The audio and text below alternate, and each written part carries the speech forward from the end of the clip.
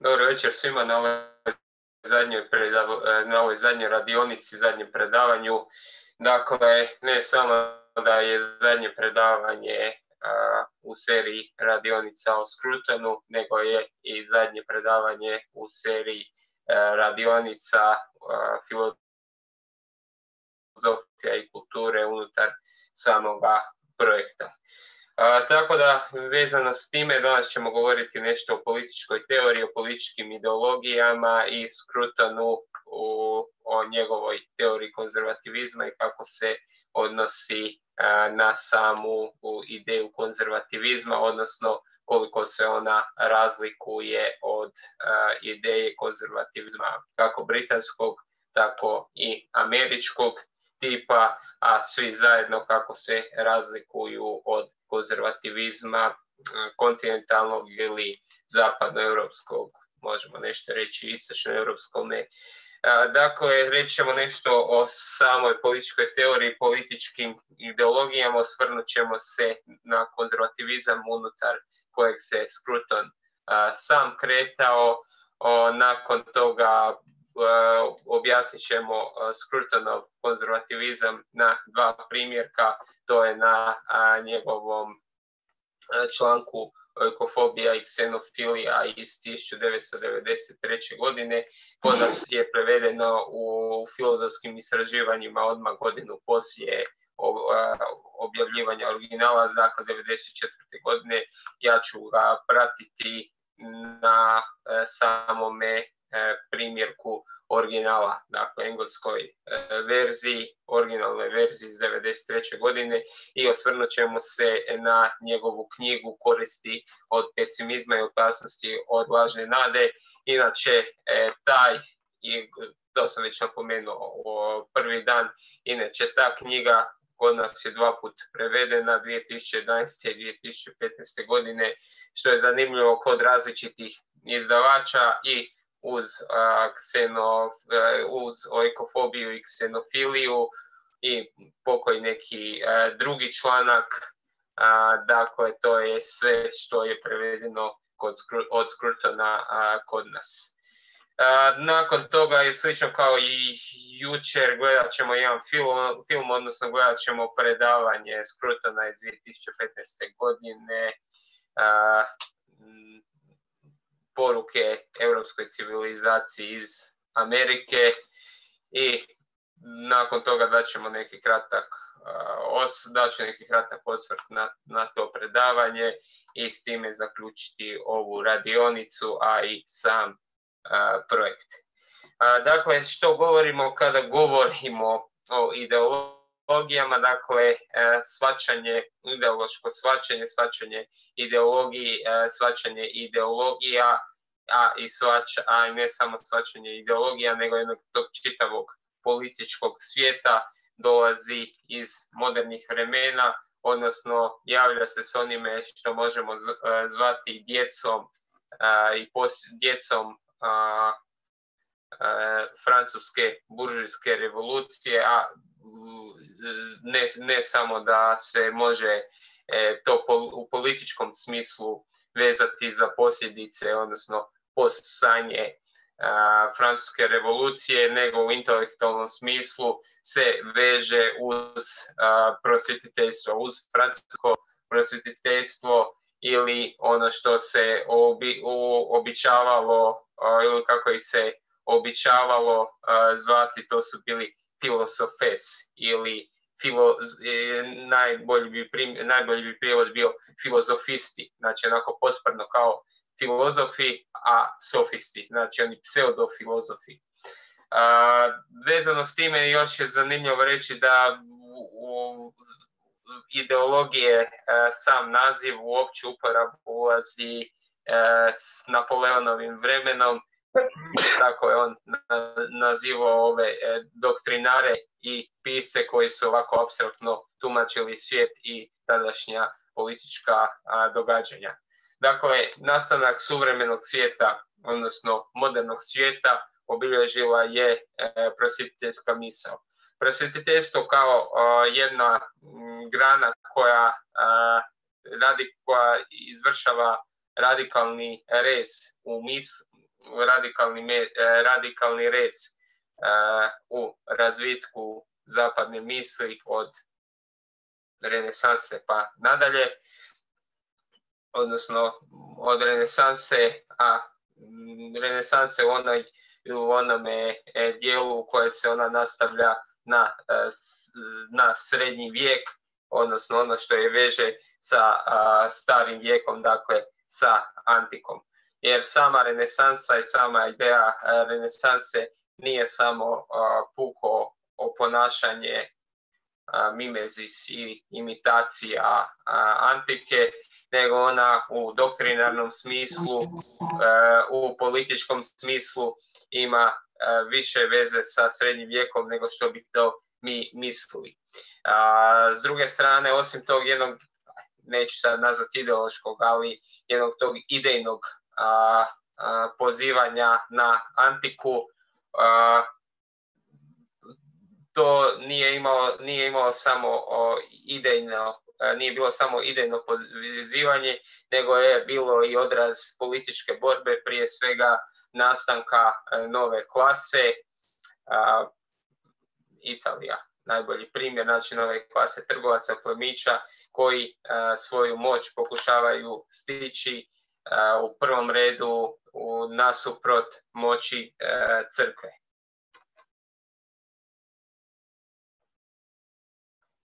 Dakle, svevremenski razvoj matematike, svevremenski razvoj kartezijanske ideje ovladavanja, matematiziranja svijeta i matematičkim ovladavanjem prirodom, razvija ideje društva koje su bile s onu stranu organskog poimanja čovjeka, organskog poimanja društva. Dakle, čovjek van ideologije, odnosno čovjek tradicije, da ga tako nazovemo, nije tražio svoj smisao u onome drugome i nije mu za identitet i za njegovo samopotvrđivanje, a time i potvrđivanjem kao čovjeka društva, kao društvenog čovjeka, nije mu bila potrebna misao sastavljena i pisana znanstveno. On je znao ko je i on je znao što je upravo po svojemu habitusu, odnosno po svom predanju predaka. Sad, prosvjetiteljska misao i prosvjetiteljstvo uvode s jedne strane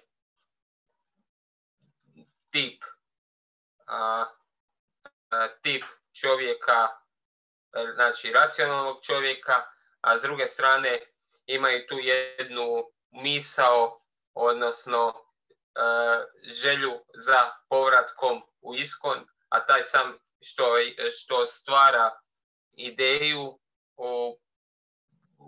ideju u plemenitog divljaka. Dakle, stvara ono sve što će kroz 19. stoljeće pa i 20. stoljeće, a možemo vidjeti kako smo već s dobrim dijelom, dakle već u treće desetljeće 21.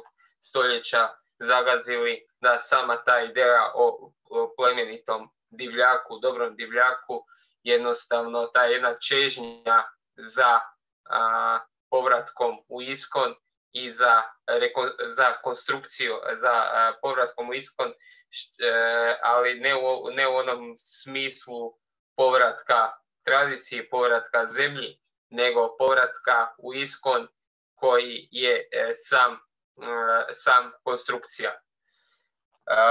Koji je sam konstrukcija. Dakle, ona prosvjetiteljska misao primjetna kako u francuskom prosvjetiteljstvu, tako i u onome što se malo zna i o čemu se malo razmišlja, a to je englesko-škotsko prosvjetiteljstvo, o čemu i Scruton priča, uvodi tu jednu podjelu društva na prvotnu zajednicu,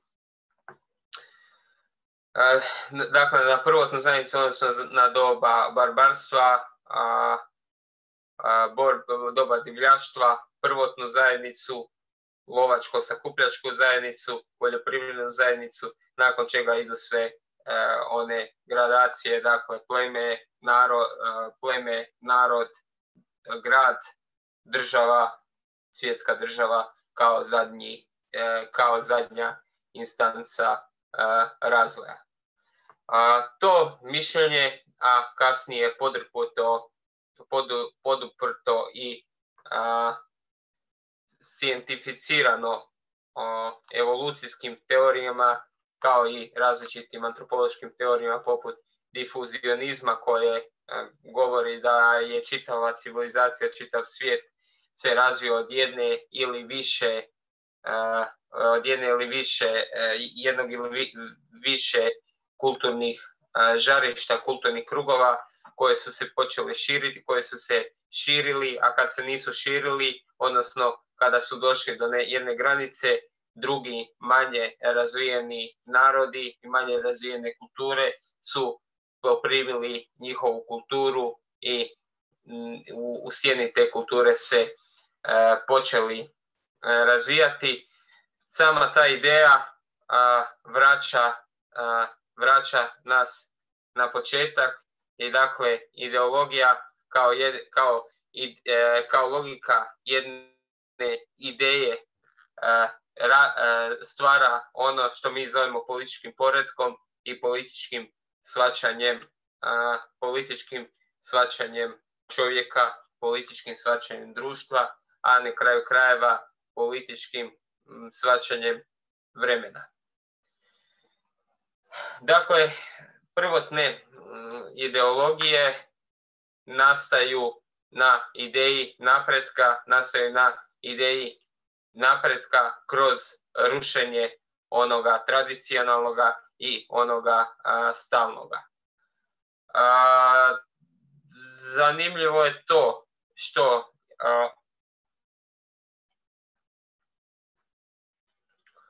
početak građanskog društva u Europi, kako se uzima sa Francuskom revolucijom, dakle mislim na ovaj kontinentalni dio Europe, počinje dakle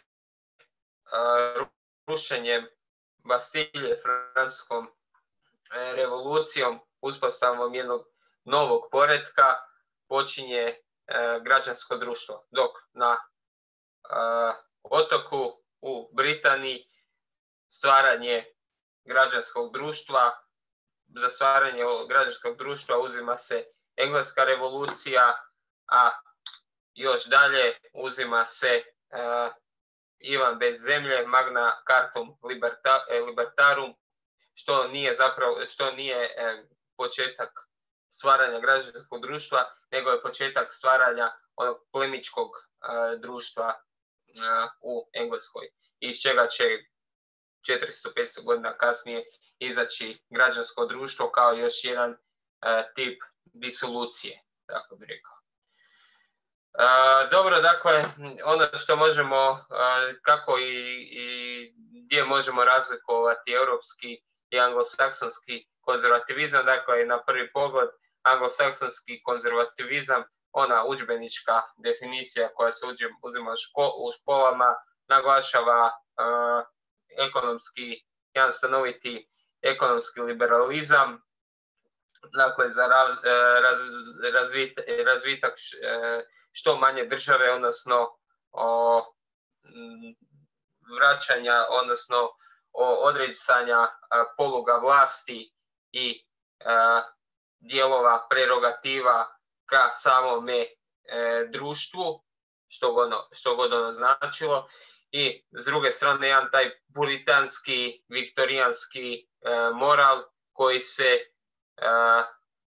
se bilježi i koji se može primijetiti, može biti viđen u tom jednoj hipermoralizaciji svijeta. Također za engleski konzervativizam zaslužna je ta tradicija te skeptičke misli još od Georgea Berkeleya, Davida Humea, Johna Locke i drugih mislioca.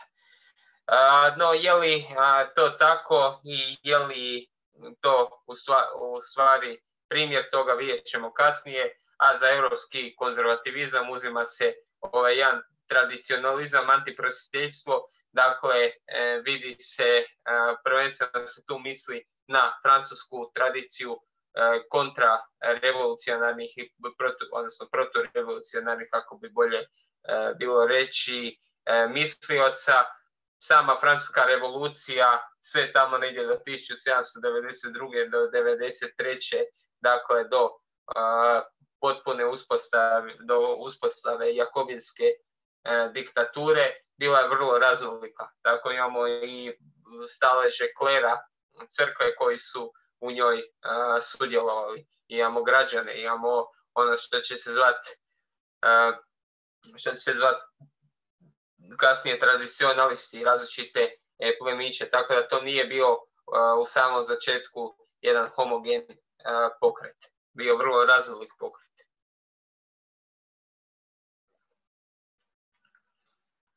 I još se uzima kao tradicionalna tradicija revolucionarne misli, dakle ideja njemačke konzervativne revolucije, ali koja nije ništa drugo nego završetak te njemačke klasične filozofije, njemačkog velikog vijeka koji je počeo od 17. 18. stoljeća u idejama predromantizma, romantizma, klasične njemačke filozofije, književnosti, dakle ono gdje su se Njemci voljeli busati u prsa pred Francuzima, da su oni narod duha, dok su Francuzi više materijalni narod,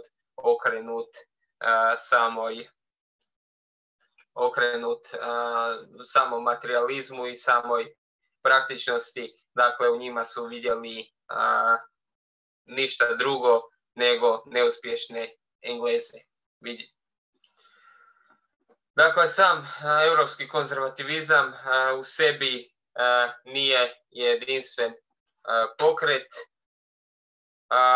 Rekao bi da ni sam anglosaksonski konzervativizam nije sam u sebi jedinstven pokret. Dakle, postoje velike razlike, možda čak i veće nego samog britanskog i europskog konzervativizma, dakle između britanskog i američkog. Amerikanci kao tipičan primjer pragmatične misli praktički ni nemaju tradiciju, njihova tradicija i počinje samim naseljavanjem kolonija, razvojem gradova, borbom protiv britanske krune u njihovoj revoluciji 1777. godine. Dakle, od tradicije jedino baštine to jedno sjećanje na davni secesionizam, a opet s druge strane jedan većoj mjeri puritanizam nego što je to britansko-viktorijansko doba i ostatak europske tradicije. I sama ta secesija imala je u različitim protestantskim sektama jednu vrst bijega od, po navodnicima, dekadentne Europe, bijega od grijeha, a samo ako uzmemo kod Bacona koji je pisao Novu Atlantidu, baš upravo to ocrtava. Dakle, ova zemlja je propala, treba naći novu zemlju i započeti sve iznova iz početka. Još za europski konzervativizam, a tu možemo iz Scrutona povezati, dakle, pitanje samoga toga što je to tradicija, jer ako između dva najveća naroda vidimo tolike dihotomije, dakle, između Francuza i Njemaca, što je s ostalim narodima, može li tradicionalizam biti jedinstven, odnosno da li je to ono predanje predaka iz davnina ili sam tradicionalizam, sama se tradicija razvija u samoj sebi i onda ju potvrđuje vrijeme. Dakle, da kažemo nešto o Scrutonovim uzorima, odnosno kako i shvaća konzervativizam. Uvijek kada kažemo konzervativizam mislimo na Edmunda Burkea, njegov spis razmatranje o francuskoj revoluciji, a kao što smo jučer vidjeli, a i u nedjelju, da je pisao o samoj teoriji sublimacije, bavio se dobrim dijelom estetikom i drugim dijelima. Burke, dakle, razmatranje o francuskoj revoluciji, sam on kad počinje pisati o francuskoj revoluciji, odnosno to nije bio naziv razmatranja o francuskoj revoluciji, taj naziv je dodat u 19. stoljeću, bilo je naziv razmatranja o događanjima u Francuskoj, jer on baš piše u vremenu kada se ona događa, dakle piše tamo prijatelju svom u Francuskoj i onda uspoređuje francusku revoluciju sa britanskom i sa američkom revolucijom i od tuda imamo ne samo kritiku, prvu veliku kritiku francuske revolucije, nego imamo i kritiku ne samo tada francuske revolucije, nego kritiku tog jednoga društvenog inženjeringa, danas bi nazvali, i samu kritiku apstraktnih popravljača svijeta, a i onda iz čega će svi konzervativci, većina konzervativaca, konzervativne misli vršiti svoju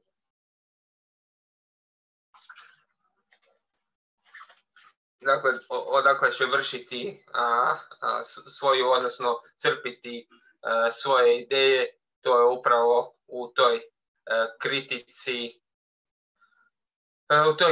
francuske revolucije, kritici kolektivizma i naglašavanjem, pozivanjem na bilo englesku revoluciju, bilo na američku revoluciju, a vrlo čest je i slučaj i na nizozemsku, dakle holandsku revoluciju, makar manje primjetan.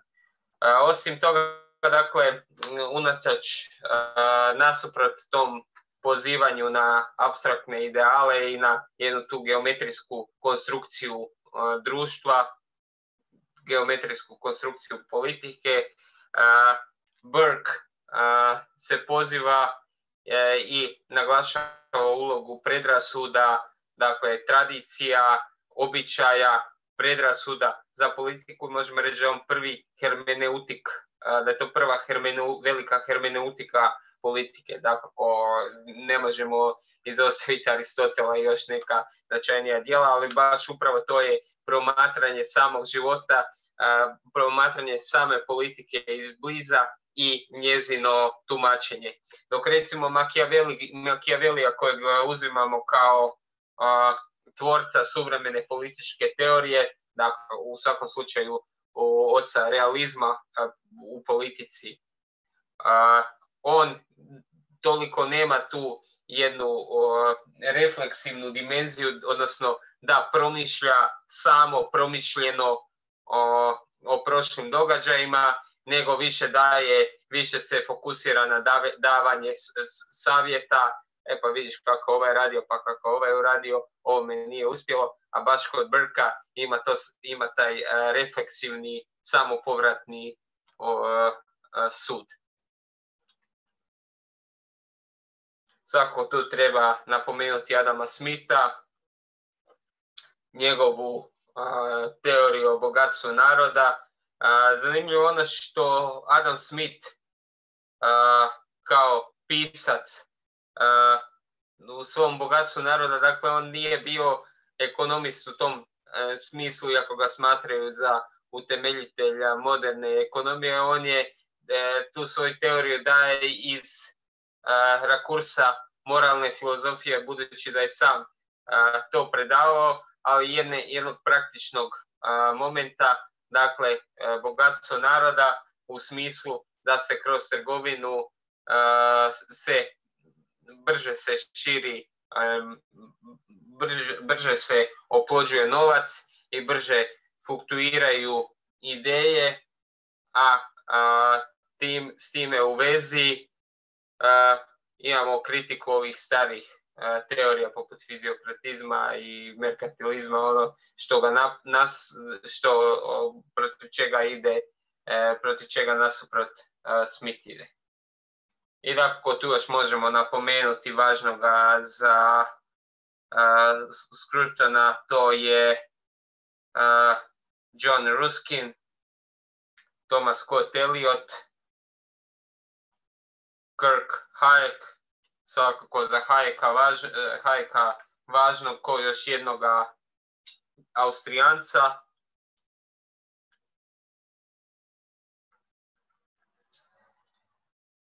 Spomenuli smo prvi dan kada smo govorili o analitičkoj filozofiji, koliko su Austrijanci Bečki krug doprinijelo razvoju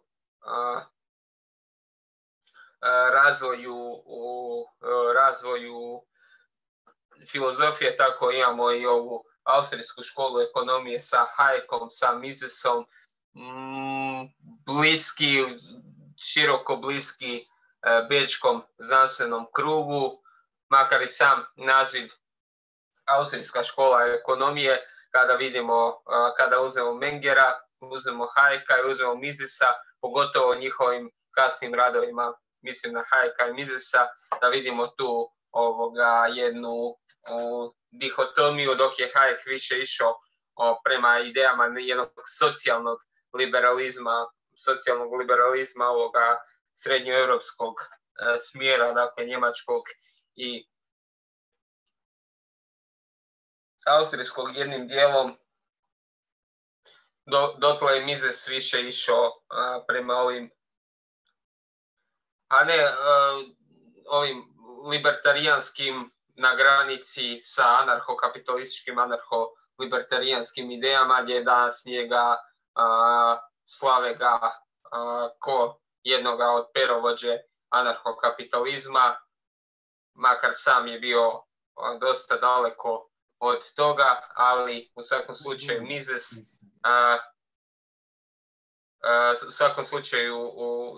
Mises je otišao na jednu stranu, dok Hayek je otišao na drugu stranu. Za Hayeka je bitno to, osim što je bio ekonomist, prije svega bio pravnik i razvio je jednu tu svoju pravnu teoriju, dakle tu jednu ordoliberalnu teoriju jednog strukturiranog društva, gdje je nemamo samu slobodnu ekonomiju, nego je ekonomija podređena pravnim regulacijama, dakako ne pravnim regulacijama u smislu pravnog pozitivizma protiv kojega piše, nego s jedne strane jednoj drugoj ideji, dakle to je najpoznatiji spis, vrlo kratak, politički ideal vladavine prava, gdje razmatra razvoj prava u Europi i razvoj prava u Engleskoj, od onoga poništenja zvjezdanog suda, gdje se ide prema jednoj slobodnijem i jednome tržišnom modelu u smislu nenametanja toliko ograničenja od strane države. Dakle, osim tog ekonomskog pravničkog rada, Hayek treća razina od koje pristupa, to je sama ta jedna epistemološka dimenzija, dakle gleda razvitak individualizma ekonomije, ekonomskog poretka kroz sam razvoj društva. Dakle, najpoznatije je ovaj Put u ropstvo, to je ovako malo više bestseller, ovako malo polupamfletistički, ali s jakim argumentima, dosta jakim argumentima za jedno takvo djelo knjiga. Najpoznatiji spontani društveni poredak, dakle primjena znanja u društvima i stvaranje ekonomskog poretka s obzirom na samu količinu znanja, dakle informacija, njezinih protočnosti, fluktuacija i posjedovanja. I kažem još dva tipa individualizma, možda najznačajniji spis koji bi ovako napomenuo, jedan malo stručni spis za razliku od Puta u ropstvo. Dva tipa individualizma gdje razlikuje istiniti i lažni individualizam. Istiniti individualizam bi bio ovaj individualizam anglosaksonskog tipa, ako već moramo tu kontinentalno otočnu podjelu upotrebljavati, dok bi dakle to je individualizam, ali koji u sebi ima odsjaje onog organskog poretka, dakle bilo da je to obitelj, proširena obitelj, zajednica. Najbolji primjer bi bila zajednica kao jedno puno veća mreža različitih obitelji i posredničkih struktura, dok s druge strane ima ovaj lažni individualizam koji je racionalističkog tipa, kartezijanskog tipa, nasljeđen od Descartesa pa kartezijanaca, prosvjetitelja, sve do Francuske revolucije. Inače, spis Zašto nisam konzervativac, vrlo značajan za njegovo kasno razdoblje. Mislim da je to čak i dio njegovog Nobelovskog govora Hayeka kad je dobio Nobelovu nagradu, gdje se ne sviđa, gdje prebacuje konzervativcima zapravo koji socijalisti žele zaštititi neke stvari koje su njima bitne, neke institucije koje su njima bitne i samim s time nameću tu ideju u svemoći države, a s druge strane kritika zbog toga što ne slijede evolucionističke teorije i evolucionističke poglede. Tu još možemo napomenuti Russella Kirka,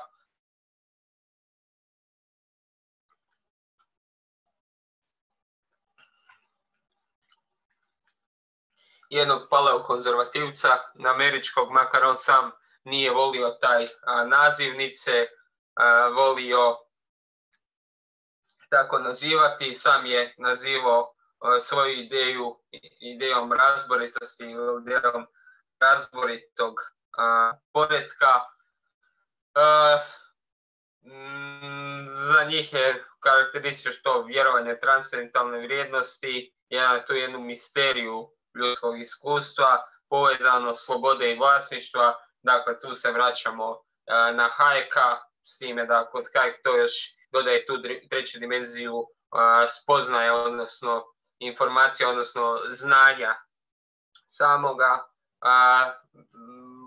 Scruton ga je hvalio, posebno mu se sviđala ta njegova ideja, odnosno nasljedovanje ideje Thomasa Eliota, a s druge strane ta jedna ideja vraćanju na spontani poredak, dakle onaj koji nije organiziran od strane države, koji država stvara umjetne identitete, stvara različito bez ukorijenjenost čovjeka. I Scruton, kako je postao konzervativac, sad smo nešto prvi dan rekli, da zbog pobune protiv lijeve misli 68. godine, vjerovanja, dakle kada je shvatio da ne vjeruje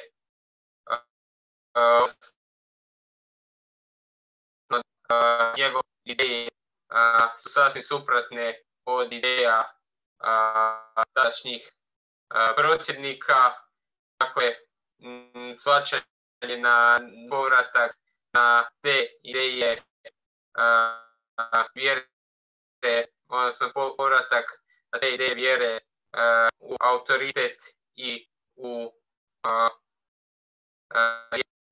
poredak autoritet i poredak u koje su oni vezi kao takvoj. Što se tu tiče, dakle, zanimljivo je to njegovo shvaćanje tradicije koje ima, dakle, tradiciju kao takvu gdje svako društvo stvara svoju, samo da ono nije posredovano, odnosno da nije napravljeno s time u vezi, odnosno da nije nametnuto od jednog centra protiv planiranja. Dakle, tu prije svega isključuje državu kao glavnog arbitra i kao glavnog promotora, a s druge strane isključuje i same ove različite institucije, isto organizirane te multinacionalne institucije. Sad da kažem nešto vezano za njegov spis ojkofobija i ksenofilija. Dakle, što bi to bilo ojkofobija? Dakle, jednostavan prijevod je strah ili mržnja u ovom smislu kako imamo različite te fobije političke, pa ono. Dakle, ovo bi bila jedna kritika jednostavno to, jedno patološku mržnju zavičaja. Inače, čak u psihologiji postoji termin ojkofobija, odnosno kao spada u samu porodicu fobija, ali ne u ovom smislu Scrutonovom, nego u smislu straha od nekih stvari u kući. Dakle, ojkofobiju i ksenofiliju započinje s time da ojkofobiju i ksenofiliju započinje s time, dakle, sa pitanjem obrazovanja, gdje kaže da su antička društva imala tu jednu ulogu edukatora, odnosno učitelja, koji je objašnjavao moralnim terminima i učilo se razlikovati dobro i loše, traženje ljubavi i mržnje. Te s druge strane tako da je znanje bilo porobljeno, odnosno bilo je uvjetovano tim moralnim obrazovanjem.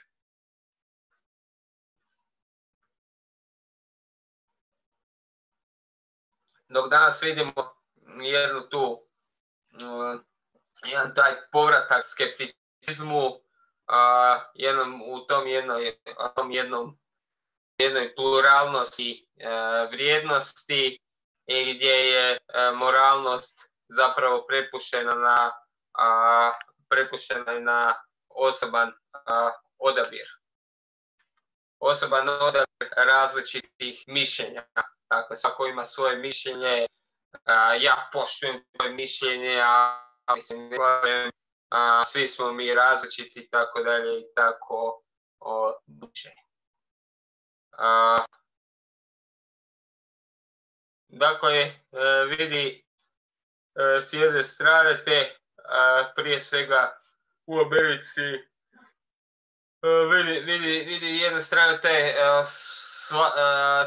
taj rast i pojavljivanje novih stereotipa u tom suvremenom američkom životu svakodnevnice.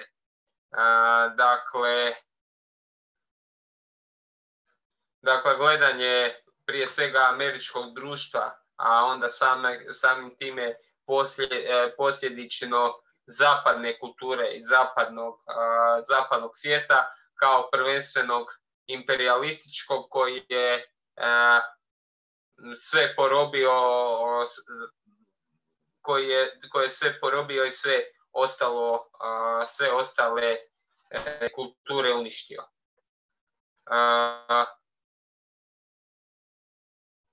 I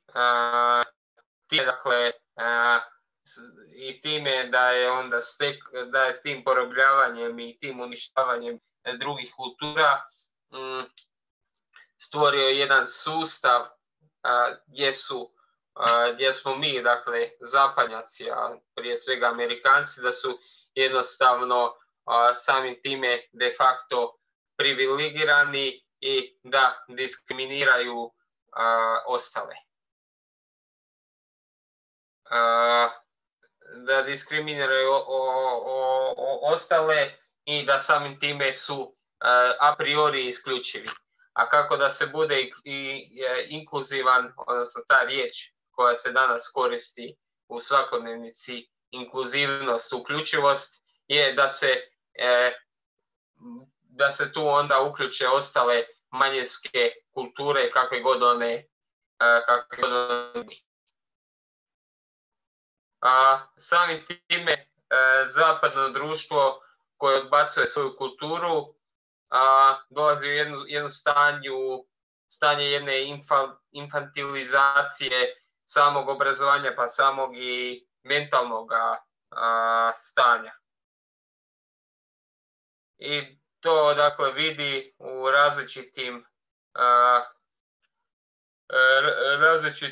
primjerima, dakle, i u primjerima onoga što se naziva multikulturalizmom kao pokušajem pluralizacije društva i pluralizacije onoga što je u samoj svojoj esenciji, u srži, singularno.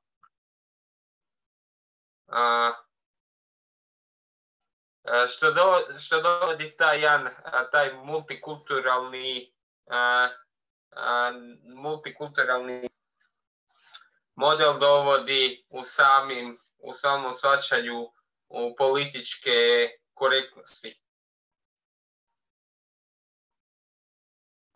Političke korektnosti koja zapravo ide protiv većinske kulture, jer stalnim tim nametanjem krivnje i stalnim tim ponavljanjem zahtjeva za inkluzivnosti različitih kultura, zapravo isključuje se ona većinska kultura, odnosno ona sama po sebi ne postoji, nego ona je etiketirana i opkoljena sa različitim vrstama takozvanih manjinskih kultura. I tu kaže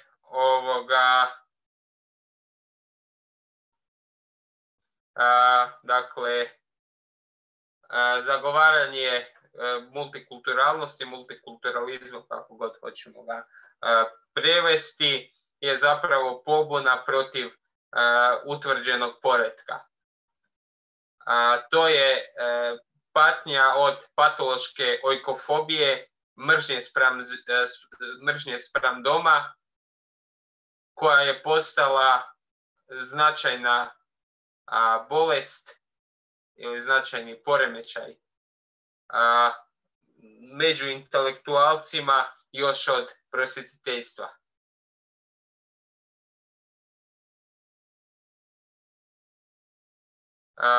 Oni vide sebe kao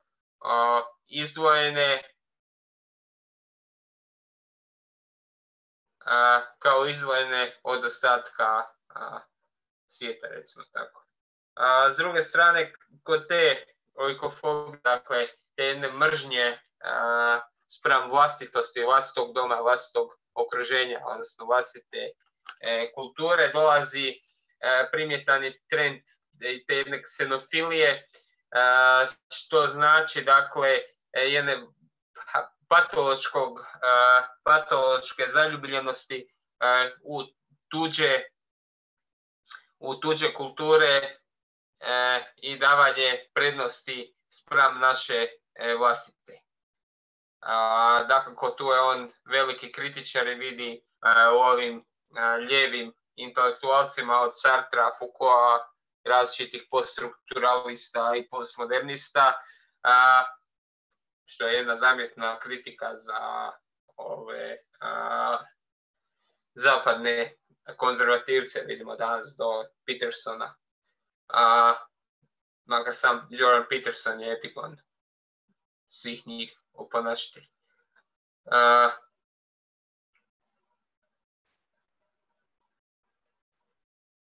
Kaže, kada Sartre i Foucault vide sliku tog buržujskog mentaliteta drugoga u njegovoj drugosti, oni u stvari opisuju običnog Francuza,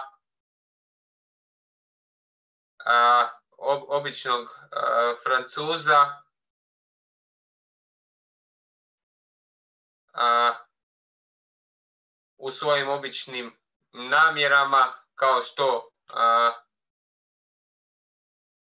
su i sami Židovi bili. Kaže, Marksov portret kapitalista je sličan stereotipu odvjetnika, kao što je to u opisima Adorna, u ovim njegovim filmistarskim opisima potrošača ili kod Markuzea. U svim tim slučajima vidimo sličan proces na djelu, stereotipiziranje njih i nas, njih i nas kao stranih i naše civilizacije kao one druge.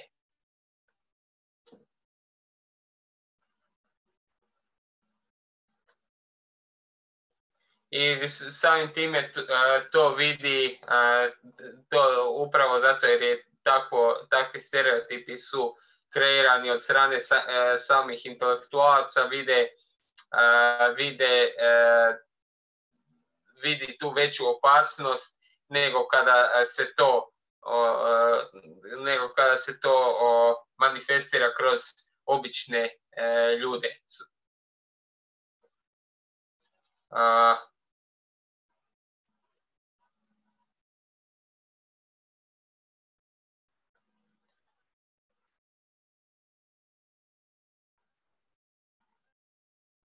Kaže da to negativno stereotipiziranje i priznavanje tih frustracija koje nemaju granice, da se vide kroz različite retoričke vještine,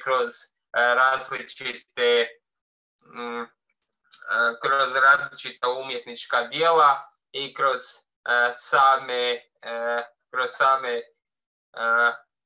umjetnike.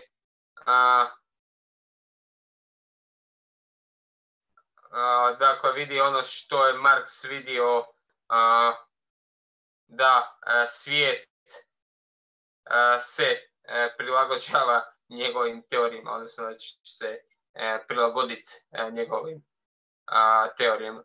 I kao odgovor oikofobiji vidi povratak tradicionalnom obrazovanju, dakle filozofiji, kriticizmu, povijesti, koje su uvijek bile neprijateljski prema tim stereotipima, prema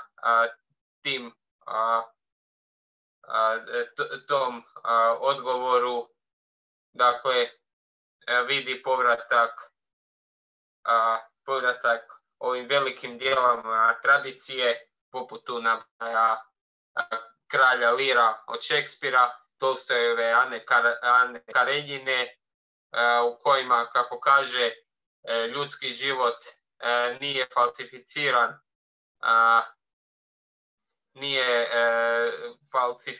nije falsificiran ni stereotipiziran da bi se zadovoljile obične predrasude, nego je u samoj svojoj partikularnosti.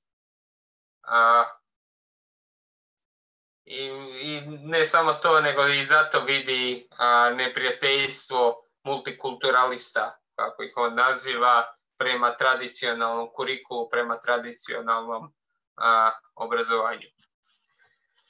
Dakle, što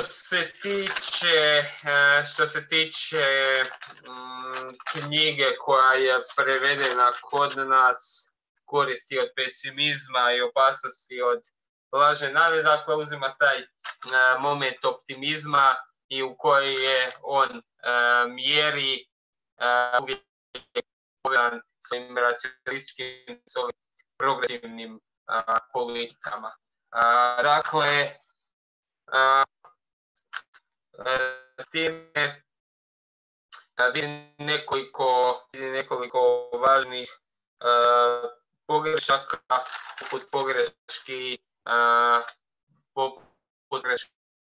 najboljeg slučaja, kritizira tu ove futurističke, optimističko-futurističke filozofije, recimo filozofije poput Huxleyeve, poput singularnosti kojom se smatra singularnosti transhumanizma, ili singularnost koja smatra da će ljudska narav biti nadiđena sa napretkom u znanosti, u istraživanjima. Dakle, kaže, sfera slobode je sfera odgovornosti u kojoj ljudi plaćaju za svoje slobode, odgovarajući za način na koji se njima koriste. Stoga cyber svijet podsjeća da nove tehnologije podjednako proširuju slobode kao što ih ugrožavaju. Vidimo na najboljem primjeru ovih društvenih mreža, kada su nastale, prvo su bile za zabavu,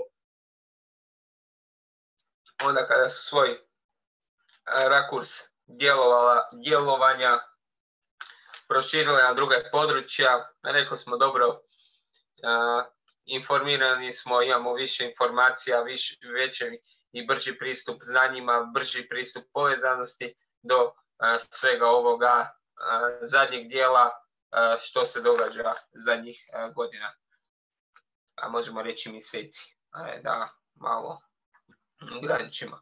Kaže, sloboda u Huxleyevoj distopiji nije bila ništa više do iluzije slobode. S gubitkom slobode došlo je do gubitka predanosti i ljubavi. Sloboda, ljubav i predanost ključni su za naše projekte. U sukobu između optimista i distopijanaca, susrećemo se s dubljim problemom povezanim s položajem budućnosti u našem razmišljanju. Zanimljivo, dakle, ova ideja toga pesimizma kako ju uzima, dakle, optimizam vidi kao jednostavno pogrešku.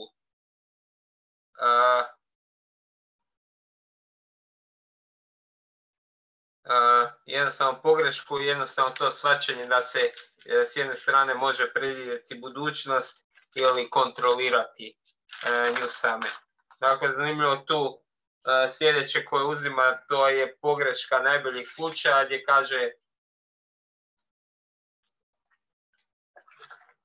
kockari su najbolji primjer te pogreške. Dakle, kada predviđamo neki događaj i kada uzimamo najbolji slučaj, odnosno da nam se ono najgore što nam se može dogoditi, zapravo da je to najbolji slučaj što nam se lošeg može dogoditi, tako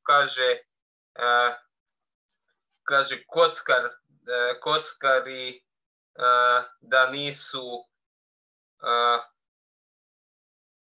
kaže kockari da oni ne riskiraju, nego uzimaju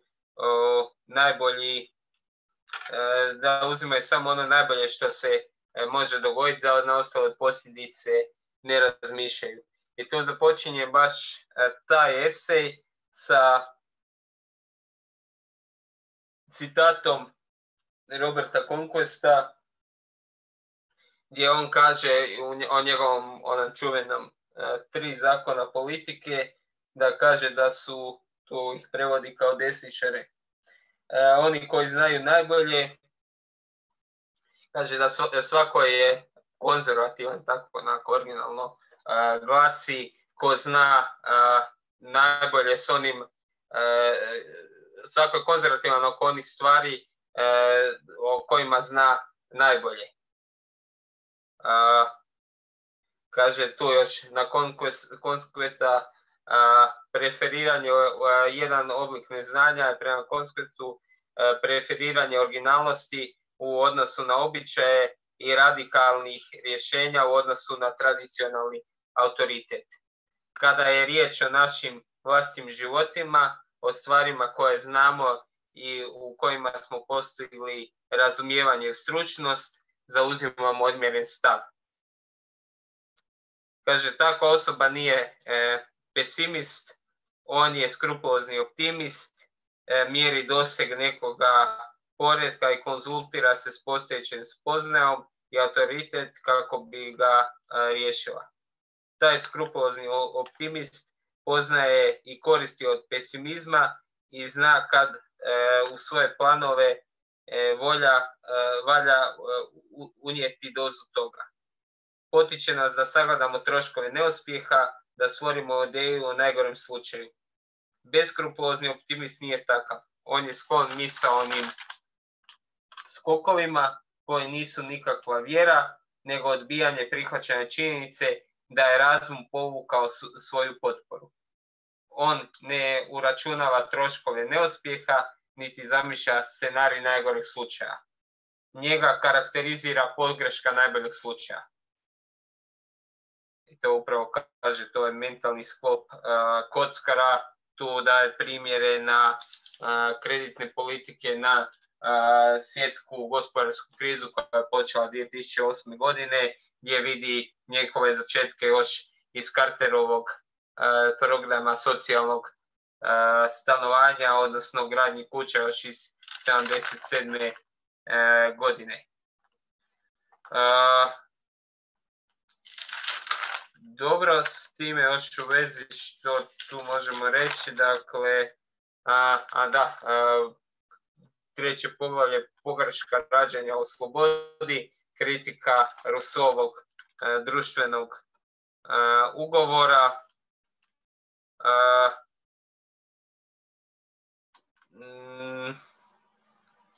Kaže, njih je vodio, misli se na prosvjetitelje, nekritički optimizam njihove filozofije. Ta filozofija nije ni najmanje ustaknula zbog svoje očite kontradiktornosti i na taj način dolazi dobar primjer za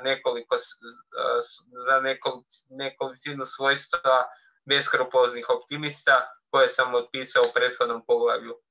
Isto ta ideja o slobodi kao prirodnom stanju čovječanstva koja želi samo ostvarive eliminacije institucija, strukture i hijerarhija ostala je u politici, obrazovanju i filozofiji, umjetnosti sve do današnjeg dana. Ona se nalazi u podlozi seksualne revolucije, revolucije relativizma u obrazovanju i društvenih previranja iz 1968. Institucije, zakoni, ograničenja i moralna disciplina dio su slobode, a ne njezina neprijatelja, a osloboditi je od tih stvari ubrzo okončava slobodu.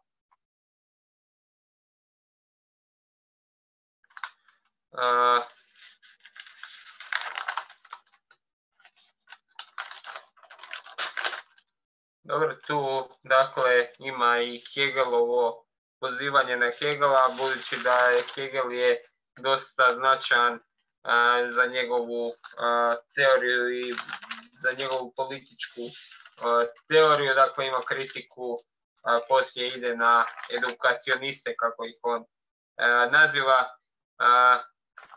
Kaže, kroz edukacioniste, odnosno ove zalagatelje za te sve reforme obrazovanja tamo još od 60. godina u Francuskoj pa čitavoj Europi, kroz edukacioniste je ideologija rađanja u slobodi dobila svoj najjači kanal utjecaja.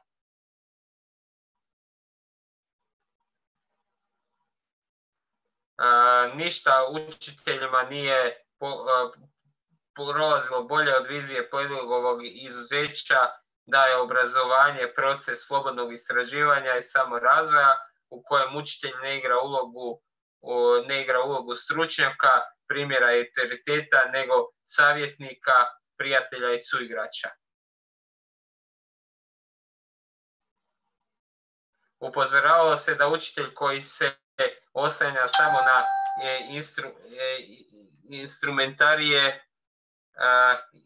instrumentaliziranje, da će demotivirati djecu za učenje. Jedini oblik krivnje je društvo i njena hijerarhija, kao i uvjeti deprivacije za koje škola mora pronaći lijek. Samo država za te deprivacije mora ponuditi lijek. Tu je došlo do subvencioniranja neuspjeha i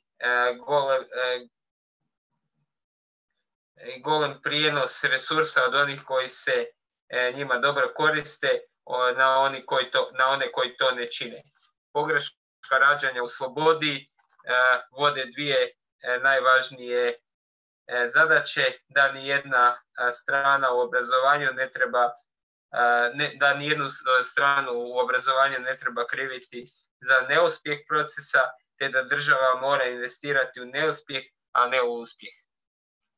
Problemi obrazovanja ne mogu se riješiti formulama. Dakle, kreće pogrešku vezano za pogrešku utopije. Dakle, to je jedan utopistički svijet koji sam po sebi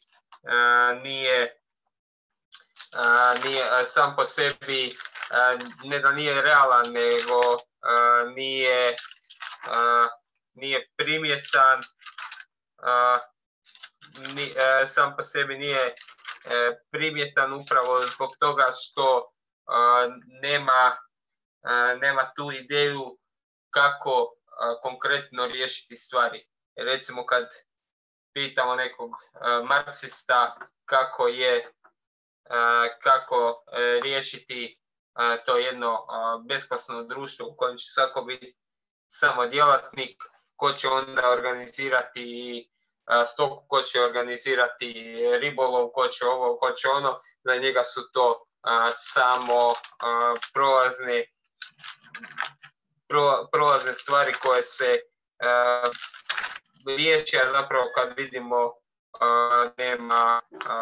nema pravog odgovora. I dobro, sad bi tu stao pa bi pustio predavanje.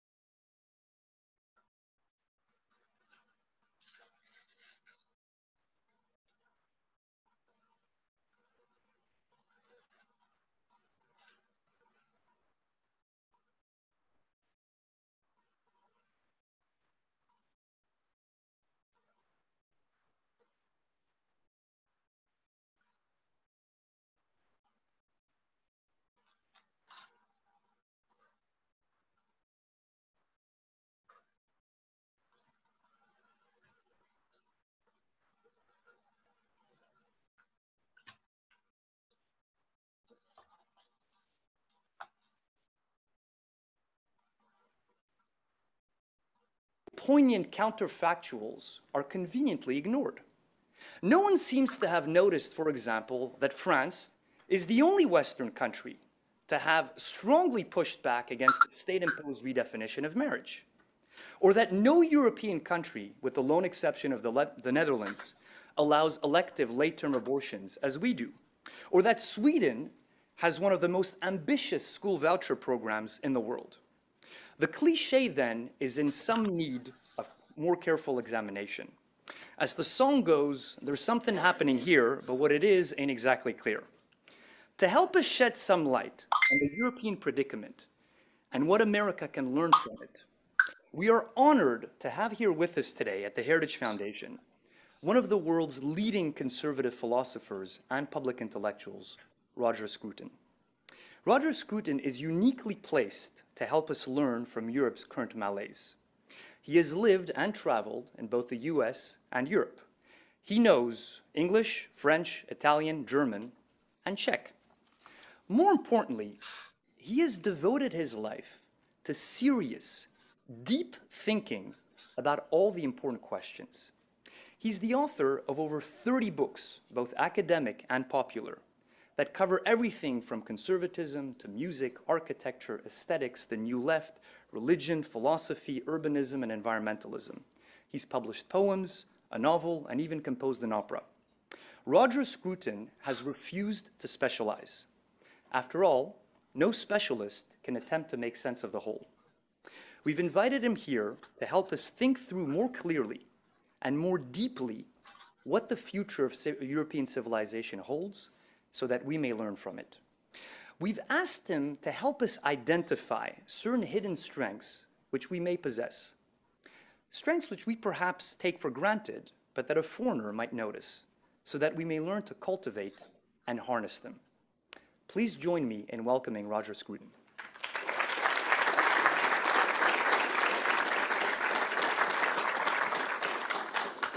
Thank you very much, Dr. Azarad, for that kind introduction, and thank you to the Heritage Foundation for inviting me.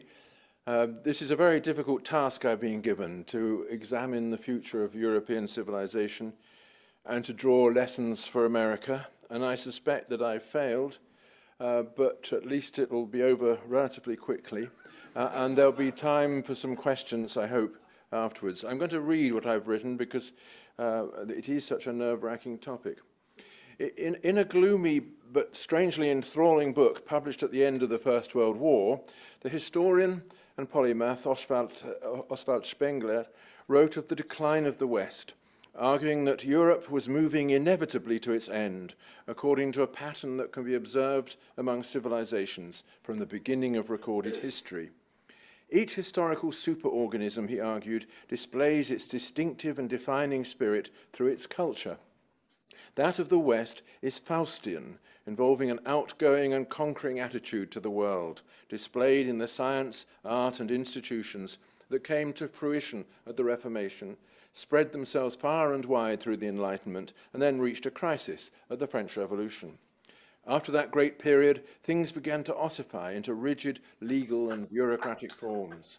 Thus was born the period of civilization, typified by Napoleon's new rationalization of the old spirit of France. Culture leads to civilization, which in turn leads to decay and then death. The culture of the West, Spengler argued, will dwindle to a purely mechanical simulacrum of its former greatness, before disappearing entirely. In the wake of the First World War, Europe was more than normally receptive to stories of its doom, and Spengler was eagerly embraced by the reading public. Despite a polemical attack from G.K. Chesterton, his brand of cultural pessimism survived to gather momentum with the outbreak of the Second World War and to exert a mesmerizing influence over the post-war literary world. Many of Spengler's arguments are sophistical, many of his facts invented, and many of his comparisons far-fetched. But it is difficult on reading him now to think that his prophecy of doom was entirely unfounded. In one particular, he has surely been proven right, which is that the culture of Europe is destined to become an empty shell, held in place by rigid structures of law and bureaucracy around the void where art and religion were once enthroned in splendor. In one particular, however, Spengler seems to have been wholly off-beam, and that is America. His Eurocentric vision is focused, like that of Marx, on the great turning points in our continental history: the Renaissance, the Reformation, the Enlightenment, the French Revolution. He has nothing or nothing significant to say about the other revolution that preceded the French by 13 years and which led to the founding of the longest-lasting democracy that the world has so far known. The American Revolution was, for Spengler, a distant commotion, like the bursting of a supernova light years away in space, a tiny pinpoint of light in the ambient darkness. But the nation that was born on these shores has proved itself more resilient, more creative, and more able to sustain its defining mission than any other in the modern world. It is, of course, tied to Europe, and to one European country in particular, by language, history, culture, and institutions. It is a product of the European diaspora, and in particular of the English religious and political inheritance. The American Constitution does not make sense without that inheritance, and is in one interpretation simply an attempt to transcribe into a document the civic freedom that the English won for themselves over centuries of common law government. Nevertheless, the American Revolution was in itself a move away from Europe, an attempt to embark on a different kind of history from those that had prevailed across the ocean. And although the ties to Britain remain, it is not possible to predict the condition of America from the facts presented by Europe. It could be that the rapid and radical decline that we witness on our side of the Atlantic has no equivalent here. Or if it has an equivalent, it would be presumptuous to assume that the American decline can be understood outside the special context provided by the history and self-image of the United States. So let me summarize some relevant facts about Europe and its civilization today. There is no doubt in my mind both that Europe is now profoundly threatened and also that the approach of the European Union to the threats is informed by a comprehensive failure to understand them. The threats come from both inside and outside, and the two are connected. From inside, we confront the radicalization of our Muslim populations and the loss of the core structures of European society: the family, marriage, the Christian faith, and little platoons built from those things. From outside, we confront mass migration of populations seeking the benefits of European legal order without assuming the cost. And we confront a growing military threat from Russia. In the past, that threat has been countered by the NATO alliance, but the alliance has been weakened both by European indifference and by the isolationist foreign policy of the Obama administration. The radicalization of our Muslim populations is connected to the migration problem. Not all those fleeing the Middle East are hostile to the Islamist philosophy of ISIS. Many come ready to bear arms against their hosts, and recent atrocities in France have shown the extent to which new arrivals are ready and willing to join the cause of Allah against the infidel. As ISIS consolidates its grip on Syria and loses what support it has among the local populations, it will increasingly seek to export its Islamist ideology and the violence associated with it. Such is, I think, the lesson of modern history, that revolutionary governments become stable when they can export their chaos to their neighbours. Europe has defences against armed invasion, but it has no defences against those who invade without weapons. The big questions in my mind are these: to what extent is the loss of our traditional religion and the culture that grew from it responsible for our weakness in the face of these threats? And what could we conceivably do now to remedy the defect? Those questions are difficult even to discuss. The European Union institutions have made a point of removing all references to the Christian religion and its moral legacy from official documents, on the view that such things will constitute discrimination in favour of one group of Europeans over another. Cases brought before the European courts are pushing for continent-wide laws permitting gay marriage, easy divorce, and abortion on demand, as well as laws banning the crucifix from public places and curtailing the teaching of the Christian faith. These initiatives have their parallels here in America, and in the same way that liberal activists have used the Supreme Court to overrule the religion-based decisions of state legislatures, secularists and Islamists are using the European courts to impose their vision on the nation-states of Europe. This de-Christianizing of Europe is being pursued also through the European Parliament and its Fundamental Rights Agency, charged with the advocacy of human rights at all legislative levels. The Fundamental Rights Agency is led by activists in the cause of gender equality and LGBT rights, and is inherently hostile to the traditional family and the religion-based morality that shaped it. It is now pressing for the recognition of abortion as a human right, presumably a right of the mother rather than the child. It is active in promoting the gender agenda wherever this can be brought into play, and is staffed largely by people who have spent their lives as busybodies and who have never done what my parents would have called an honest job of work. It is true, of course, that activists gather always at the top and try to push society in the direction that they favour. But their getting to the top is not independent of the fact that they are allowed to get to the top, and the people who allow them are those whom they wish to control. In any case, whatever the cause, there is no doubt as to the effect. Europe is rapidly jettisoning its Christian heritage and has found nothing to put in the place of it save the religion of human rights. I call this a religion because it is designed expressly to fill the hole in people's worldview that is left when religion is taken away. The notion of a human right purports to offer the ground for moral opinions, for legal precepts, for policies designed to establish order in places where people are in competition and conflict. However, it is itself without foundations. If you ask what religion commands or forbids, you usually get a clear answer in terms of God's revealed law or the magisterium of the church. If you ask what rights are human or natural or fundamental, you get a different answer depending whom you ask, and nobody seems to agree with anyone else regarding the procedure for resolving conflicts. Consider the dispute over marriage. Is it a right or not? If so, what does it permit? Does it grant a right to marry a partner of the same sex? And if yes, does it therefore permit incestuous marriage too? The arguments are endless, and nobody knows how to settle them. Things are made more complex still by the inclusion in all European provisions of non-discrimination as a human right.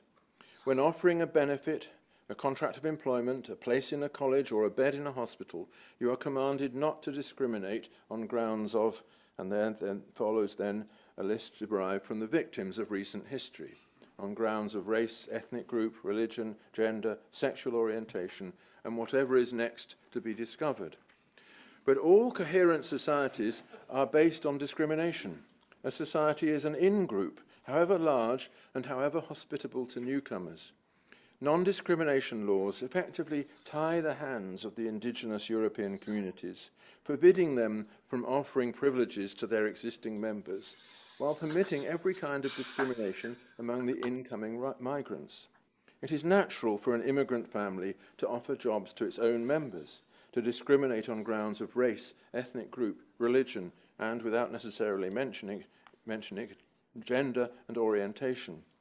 Hence, European cities are increasingly places of tightly knit immigrant communities with fiercely defended territory, from which the fair-minded indigenous inhabitants are excluded, because they will not and cannot offer privileges to their kind.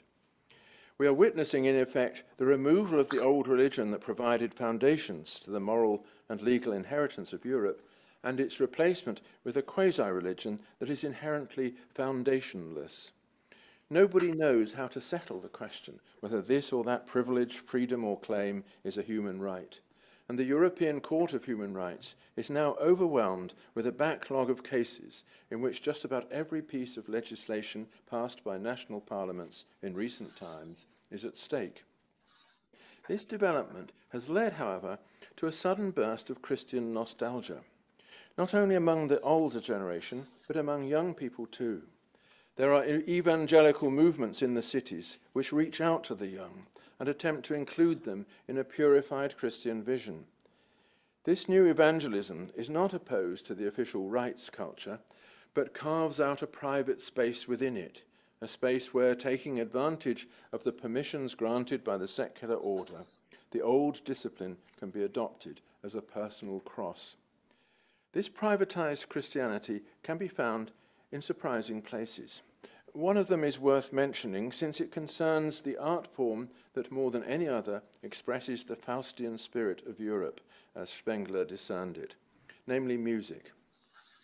Following the example of Messiaen in France, a new generation of composers has emerged, eager to compose liturgical and spiritual music, usually quite difficult music that will be heard only in the concert hall, but nevertheless music with the old message, written in defiance of the secular culture.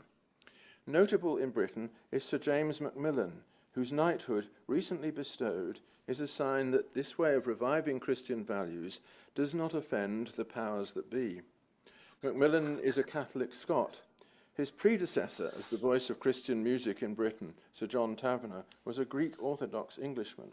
And Macmillan's most important rival for the ear of Christians in Britain is John Rutter, who is an Anglican, wedded to the old, harmless, half-believing rites of our national church.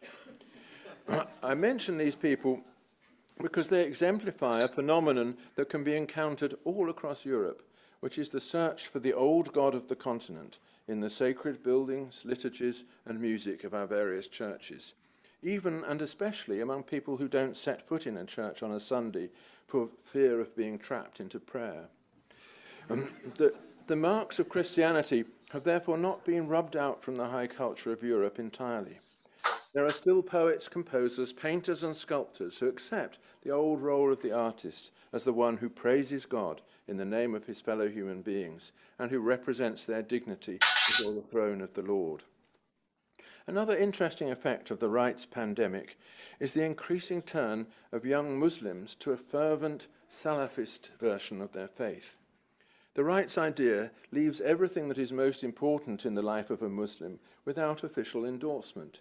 In everything to do with sex, marriage, and the family, in the operation of the law, in the division of the day and the hours of work and recreation, the Muslim heart is at odds with the new official Europe.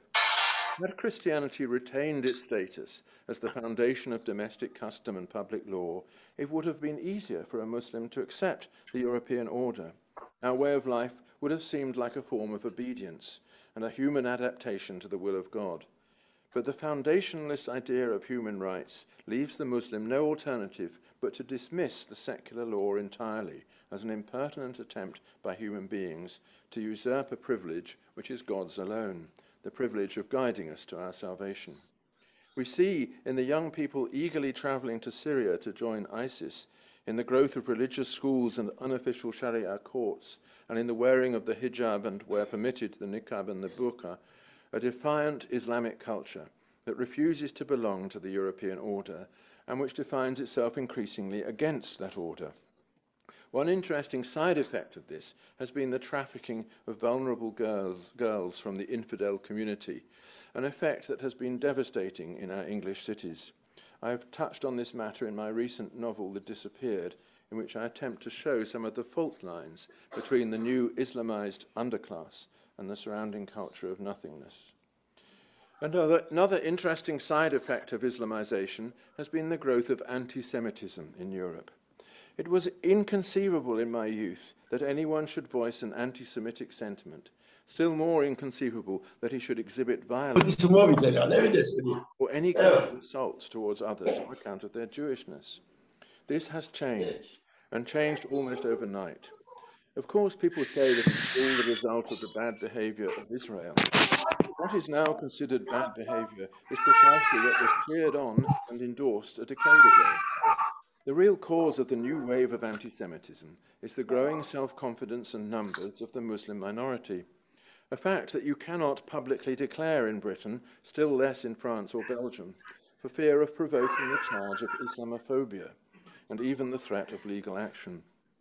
So much for the rights culture, which displays its foundationless character precisely in the matter for which it should put itself aggressively on display. It is precisely the advocates of human rights as a social panacea who are the most ardent in seeking excuses for anti-Semitism. This brings me to the external threats to Europe, the one explicit and obvious, which is mass migration, the other implicit and insinuating, which is the growing military readiness of Russia. The migration problem has been exacerbated by three factors: the instability and violence in Africa and the Middle East, the welfare culture of European nations, and the effect of the EU's mobility provisions, which have made it impossible for member states either to control the movement of people or to affirm national loyalty as the sine qua non of residence. Looking back on it, we can see that when the original participants signed up to the Treaty of Rome in 1954, the idea of free movement of people would have had no perceivable consequences. The small number of adjacent member states who signed the treaty enjoyed the same prospects for employment, housing, welfare, and the rest. Nobody would particularly want to leave unless his job required it, and there was no dominant language that gave the key to all foreign parts. Now, with the expansion of the Union, that provision in the treaty has become the cause of massive disruption. The flight of the educated elite from Eastern Europe, the overwhelming of the welfare systems in Western Europe, and the crowding of millions of migrants into Britain and Ireland, the only European countries where the international language is spoken. The most important consequence of this is that if a migrant can make it to any country in the Union and somehow, it is never very difficult, gain the permission to reside there, he can then migrate on to his country of choice. The result for us in Britain is the breakdown of our welfare system, the destructive overloading of our infrastructure, the collapse of a precious planning system that had served to keep the country looking roughly as it had always done during the decades since the Second World War, and last but by no means least, the total destruction of our state schools, in which city teachers have to teach classes of children for whom English is at best a second language, and in which topics like national history, English literature, Christian scripture, Latin, and music appreciation have next to no meaning, even though they are or were the foundation of everything that England once was.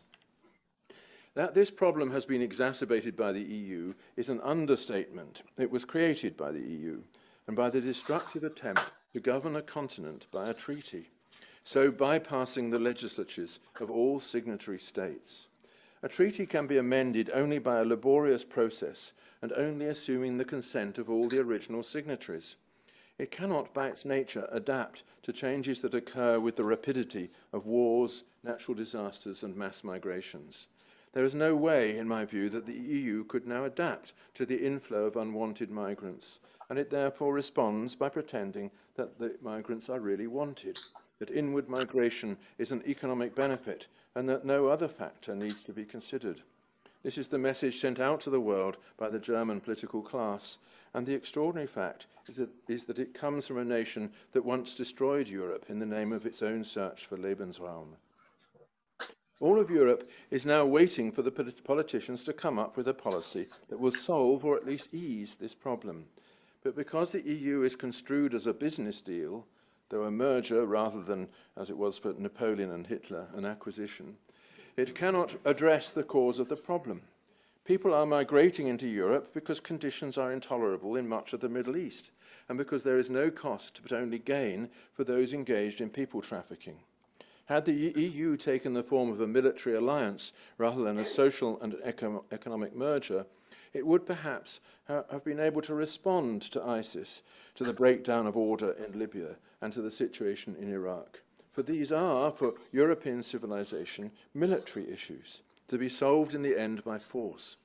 But without American leadership, which vanished with the election of President Obama, Europe is unable to involve itself in policing those parts of the world that are exporting their chaos to Europe. The failure of Europe in this matter illustrates the application of the second law of dynamics. Entropy, that law says, is always increasing, but can be made to decrease within a closed system.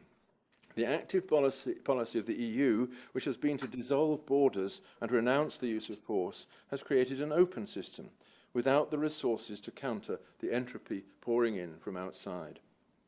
The same weakness is manifested in the confrontation with Russia. Putin has understood that the outer borders of Europe are porous and that the withdrawal of American interest is now more or less inevitable, given the failure of the European leadership to understand the need for it. Having seized parts of Georgia, the Crimea, and eastern Ukraine without any real cost, other than sanctions that mean as little as such sanctions always do, Putin is beginning to probe NATO defense lines in the Baltic states and eastern Poland. The farcical peace treaty in the Ukraine, negotiated by Merkel and Hollande in Minsk, shows exactly how pointless in such circumstances is diplomacy when not backed by the threat of force. In every way, Putin is being presented with the image of Europe as a military pushover and responding accordingly. Of course, the Russian elite won't want to bomb London since they own it. And that too being a consequence of European Union laws which permit such things. However, it seems that the Russian army's strategic planning has shifted ominously from escalation to de-escalation as the central strand. So I learn from contacts in Polish intelligence.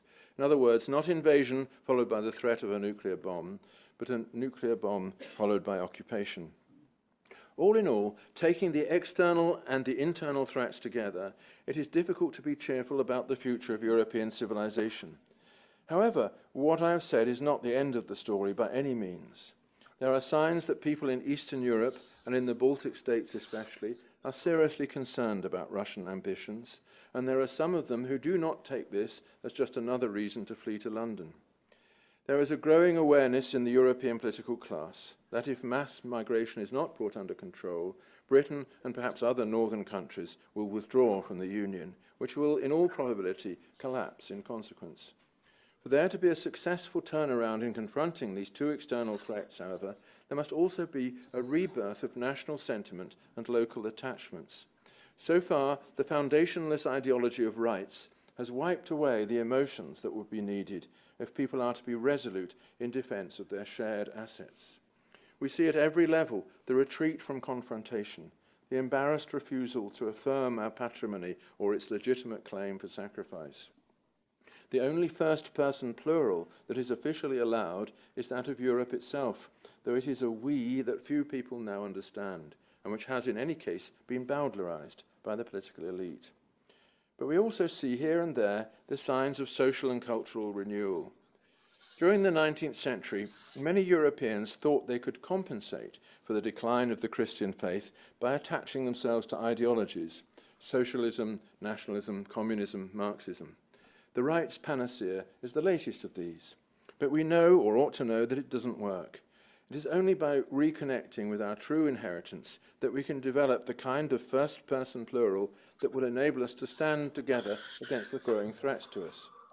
I mentioned the encouraging example set by English composers in recent years. I could mention the movement of Catholic youth in Italy around the Rimini meetings of Father Giussani. I could mention the reaction in France, confused as yet and unfocused, to the recent Islamist atrocities. I could mention the extraordinary rebirth of representational painting around Europe and the emergence in Britain of poets who speak directly to both young and old in a language that also recuperates our past. Even popular culture is moving in the same direction, trying as best it can to recapture the sense of belonging and enchantment, as in the film epics of Harry Potter, Narnia, and The Lord of the Rings. I don't say that these blockbuster movies are great works of art, but they are not repudiations of our civilization either. In fact, they are affirmations which convey confused but real guidance to young people concerning the values that made them what they are. And there are lessons in this for America. The threats confronting Europe confront America too. Mass immigration of people whose loyalty cannot be guaranteed, or who may, like the Boston bombers, see the host society as the devil's work. The purging of Christian assumptions from the law and the public square, and the replacement of them by the contradictory panacea of human rights. The unwillingness to confront threats while they can still be confronted, notably the threats from Russia and China. But there is one thing that Americans have which we Europeans lack, namely a sense of shared identity, of being included together in an enterprise, the rewards of which and the costs of which are distributed among us all. This sense of identity depends upon borders. It depends upon a law defined by territory and human procedures rather than by God. And it depends on the idea of the nation. Looking at Europe and at what follows when the political class loses all sight of that idea, Americans should recognize how lucky they are and how they must at all costs hold on to the belief in themselves as one nation. And if they add to that phrase the two words under God, they will be on the way to protecting the principal thing that we Europeans have lost. It is not difficult for Americans to learn that lesson. In every crisis, they stand together as a nation, and the tradition of charitable giving is as strong here as it ever was. It is well known that Americans give more per capita to charitable causes than the people of any other country. Even if you complain that 2% of GDP is not much, it compares interestingly with the 0.2% in France and the less than 0.1% in Germany. Of course, in France and Germany, the state looks after those in need, but that is exactly the European problem, namely that the state has grown to replace the bonds of civil society and little by little to extinguish them. And this goes hand in hand with a decline in national feeling. Indeed, in the case of Germany, with a repudiation of national feeling among the political elite, which treads the world with exquisite softness for fear of the Nazi shadow that creeps along behind. Learning to value your nation as a symbol of your togetherness in a shared land is, in my view, the way forward for all who would live as citizens. It is what has disappeared from the Middle East and what is now under threat in Europe, but it is not under threat here, and long may that continue. And this brings me in conclusion to a point in which Europe has the edge on America, which is the innate respect of Europeans for their aesthetic inheritance. Our landscapes and townscapes are dear to us and have been protected through all the destruction wrought by 2 world wars to survive as symbols of our long-standing settlement. America is a new country whose planning laws arose from the need to build quickly and, when the opportunity arose, to move on. As a result, the country is now encumbered with vast urban wastelands like Detroit. Very few American cities have a center where anyone wants to reside. Washington is one of the few exceptions. And all of them have begun to spread like a fungus over the landscape, forcing people to depend on fossil fuels and hours behind the wheel for the basic needs of life. There is a kind of loneliness that advances with the suburbs, as closely knit communities are replaced with people too comfortable in their boxes to have much need of neighbors. This was not always so. Americans in the 19th and the early 20th centuries wanted their cities to emulate those of Europe. Architecture was properly taught according to the Beaux-Arts tradition in the American schools, and city fathers were keen to lay out streets, parks, and city centers as public domains in which all residents have an interest. Look at the photographs of New York at the beginning of the 20th century, or the Chicago of Louis Sullivan, and you will see beautiful townscapes and facades, public spaces, and genial details that match in every way the great achievement of Europe. Of course, American architects are as greedy as their European counterparts and have no qualms in destroying environments if there is money to be made in doing so. But the result is not appreciated by the people, as is shown by the fact that while no educated American goes to Detroit, Tampa, or Houston for a holiday, almost all want to visit Florence, Paris, or Rome. So here is one particular in which America can learn from Europe, and indeed, with the new urbanism movement, is beginning to learn. But it will require strength of will to resist the corporate interests and the ideological fantasies of the schools of architecture.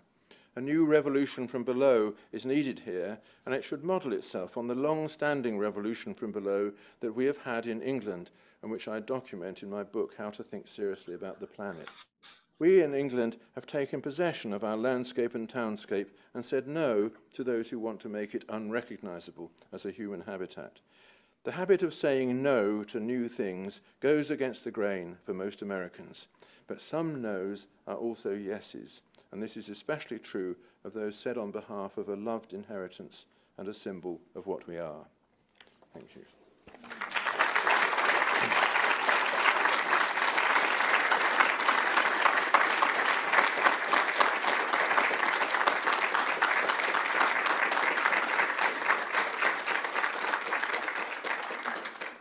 Apparently, I'm to field the questions myself, so I'm going to try and do that, if there are any.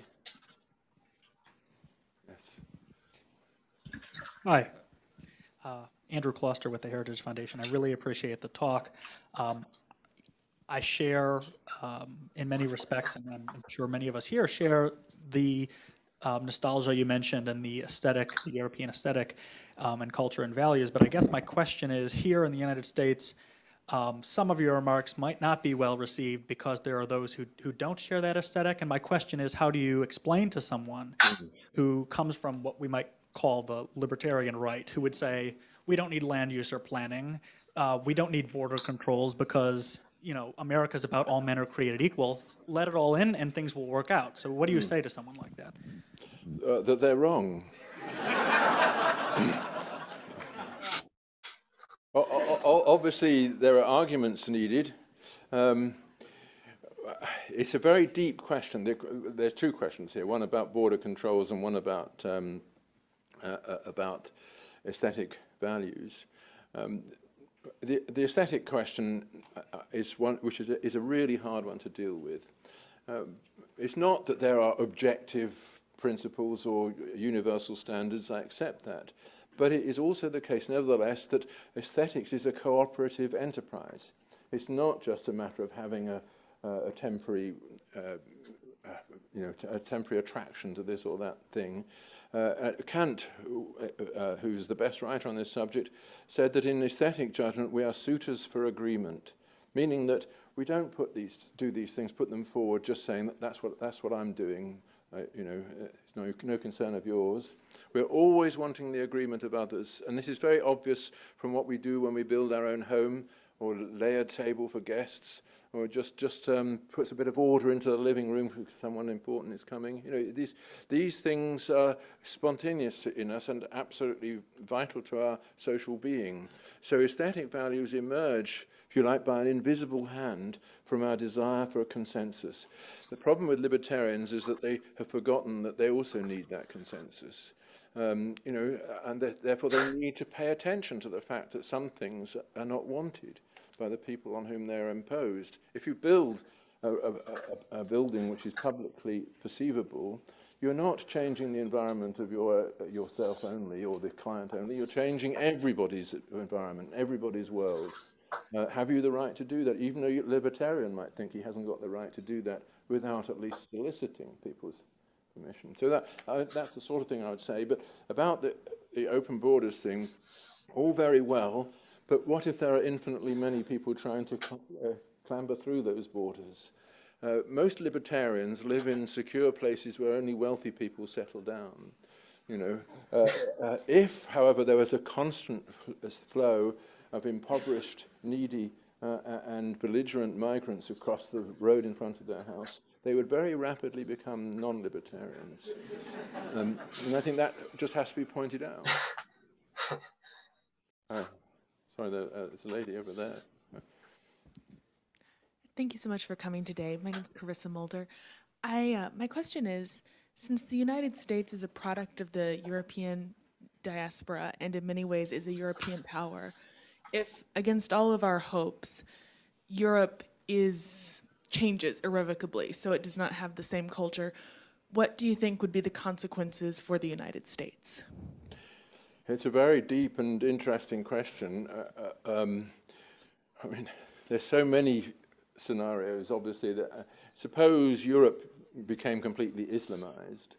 I think America then would have to identify itself as the last bastion of a vanishing civilization, but would be determined probably to keep that civilization alive.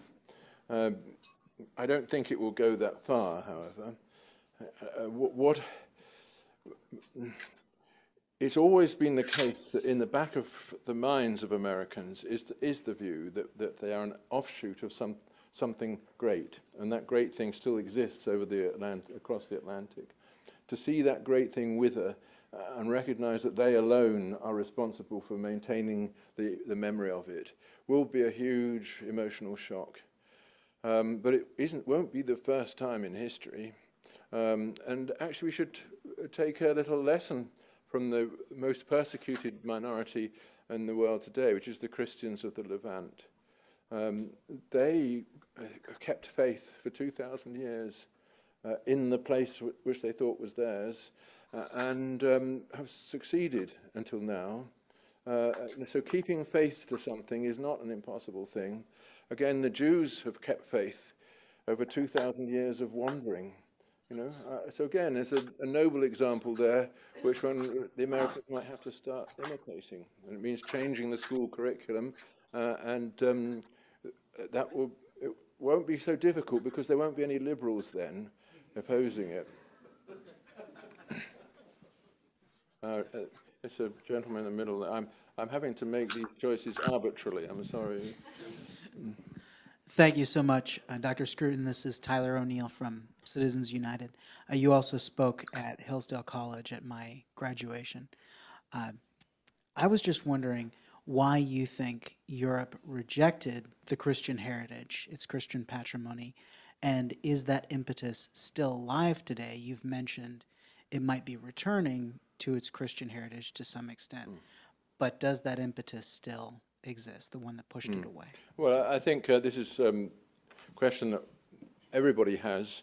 I mean, there are two major forces behind this loss of the Christian approach to public values. One is, of course, the long-term effect of the Enlightenment. People simply think that religious faith has no rational foundation. It's something arbitrary.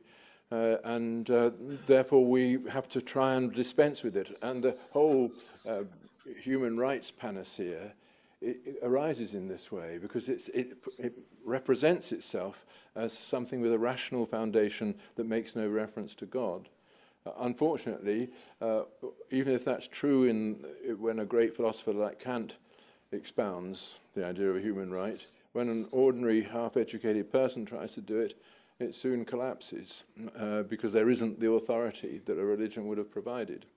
That's one thing, this purely intellectual thing. And the other thing is something we see everywhere in the modern world, including here in America, which is the sheer abundance of temptations all around us.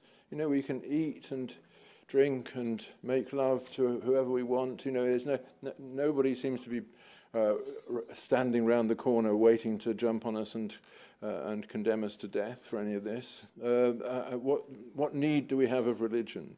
You know, people soon discover the need for religion when they're under threat, you know, and usually when they're on the scaffold waiting to be hanged. But before that time, it's very difficult. And I think that comfort is one of the problems. There's a gentleman over there who's so eager that I have to concede.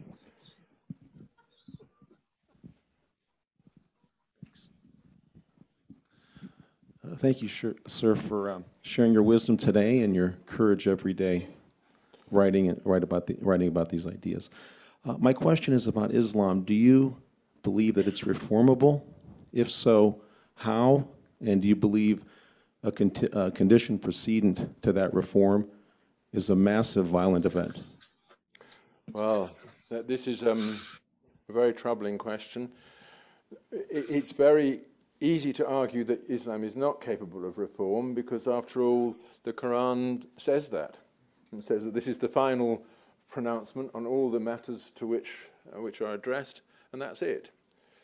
However, if you look back over the centuries to the great period of Islamic civilization in the 8th, 9th, 10th, and 11th centuries, it was reforming all the time. You know, the jurists extracted new legal provisions through their practice of ijtihad, you know, the practice of making efforts to find a human solution and reconcile things with the Quran, and they play down the bits of the Quran that, you know, they didn't want to draw attention to.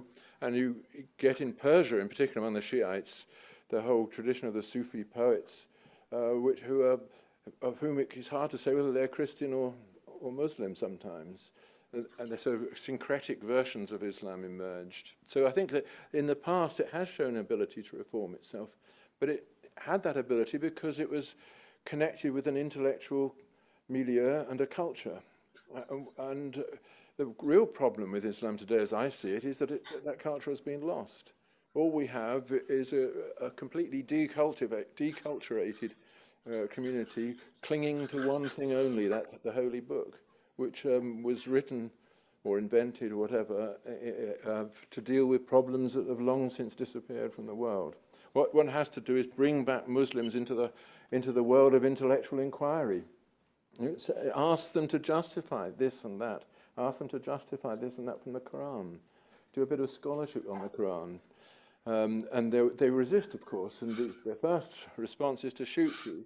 But after a while, shooting becomes boring, you know, and listening might come in the place of it. So I think we have to cling to our tradition of freedom of speech and address the questions that worry Muslims in an honest and intellectual way.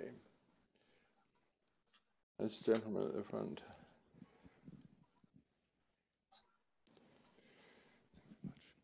My name is Jonathan Gibbons. With the spiritual vacuum that has been left over in Europe, do you have any thoughts on the way of refilling that spiritual vacuum, especially in a time when religious discourse are talking about the value of religion is seen as proselytizing and offensive? It is very difficult. If that's all that remains to us, the idea that proselytizing is offensive, then of course there is no way to fill the vacuum except with Islam. And the Muslims have a huge advantage over Christians in that they punish apostasy with death. So they don't have any problem about people converting away from the religion. As soon as they've converted, they've gone. Whereas we Christians do have this problem that we're allowed to convert, and we're allowed to convert to nothingness, which is essentially what we're doing. But you should never lose hope or faith that people can turn back, because you can't live in a vacuum. You can't live without any source of spiritual consolation, and people will look for it. You know, and it's hard to know what form it will take. And in particular, you know, will it occur within the established churches or not? And I have no answer to this. I'm not the Pope, which is a pity, because I would be much more sound than him. But my only problem is I don't believe, or at least I don't believe what he believes. But, yes, we might as well hand it over to you. My name is Richard Hyde. I'm Joe Doak's private citizen. You made a reference to representational art as one of the hopeful signs. You mentioned some painters. Can you refer to some sculptors? My particular interest is public art and statues and this sort of thing. And once you've done Henry Moore, sort of like if you've done Jackson Pollock once, it's hard to build them on. Yeah. How do you do more Henry Moores and more Jackson Pollocks?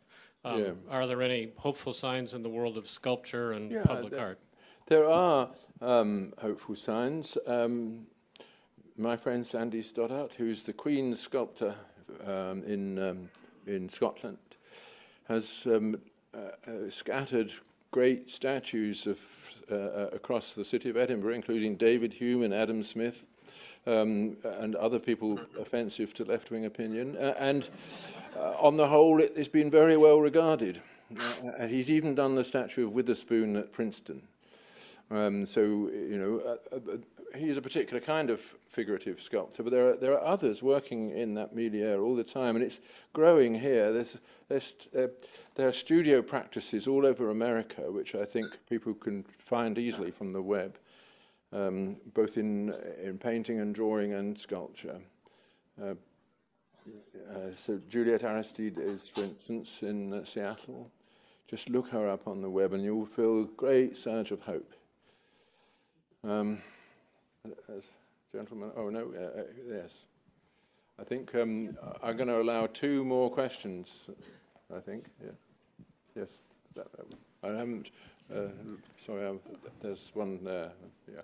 Milton Grenfell, clearly the people become the stories they tell about themselves. What do we do with our bankrupt educocracy that's so anti-American, anti-Western, anti-Christian? What can be done about it? Oh, the only thing that can be done about it is to encourage people like me who are giving the alternative message. And I'm pretty cheap. A few $1,000s a time will secure my services. And I don't know what else to do, but eventually I'm sure people will be influenced and come round to this view, to the sort of views that I'm putting across. I don't know what else one can do, it's true. except one can hope, of course, that some serious catastrophe will occur, which will force people to address the question of their identity and to repossess their inheritance, because then they'll realize it's all they've got. There's a gentleman over here, I think, should be the last one. Oh, thank you.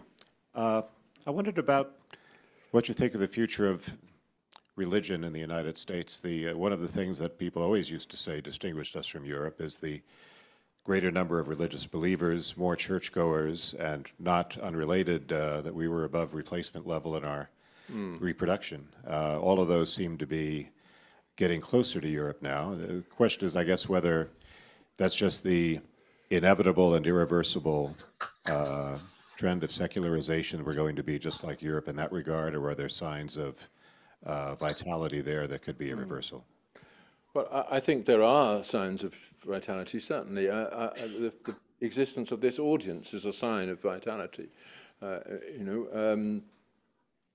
don't think I'd get an audience saying the kind of things I'd said today in London. Things are going in the European direction in lots of ways.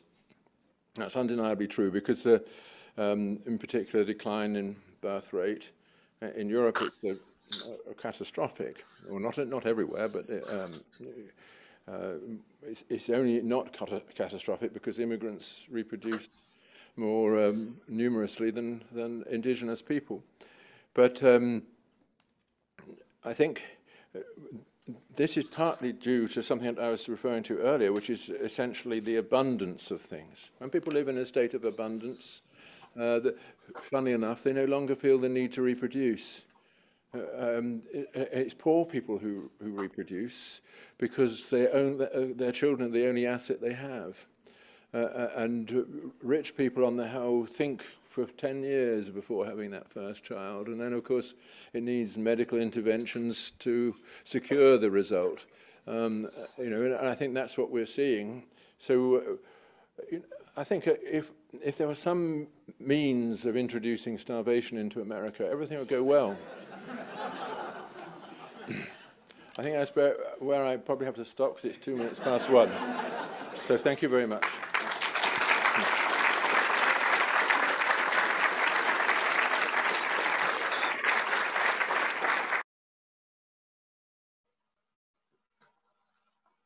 Evo, ovdje vidjeli smo dakle predavanje iz 2015. godine Rogera Scrutona u organizaciji Heritage Foundation.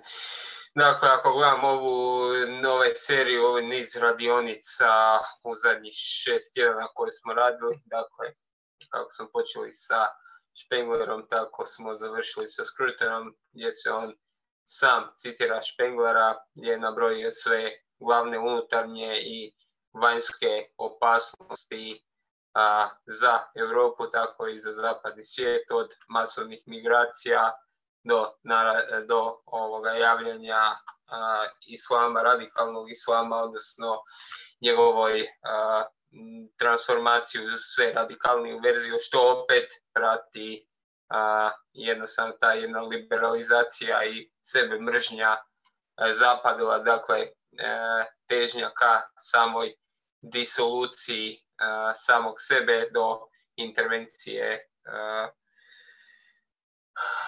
opasnosti od Rusije, odnosno njezinog jačanja, birokratizacije Europe, opet sa treće strane. I tako da ako gledamo, pitanje je, budući da je Scruton umro baš u vrijeme početka ovih događaja što se kod nas i u svijetu događaju zadnje 2 godine, recimo, što bilo bi zanimljivo vidjeti što o svemu tome ima za reći, budući da se bavio i pitanjima okoliša, odnosno ovih environmental studies, što uključuje, što postaje praktički ideologija 21. stoljeća, tako da i samim mi završio večerašnju radionicu. Hvala vam lijepa.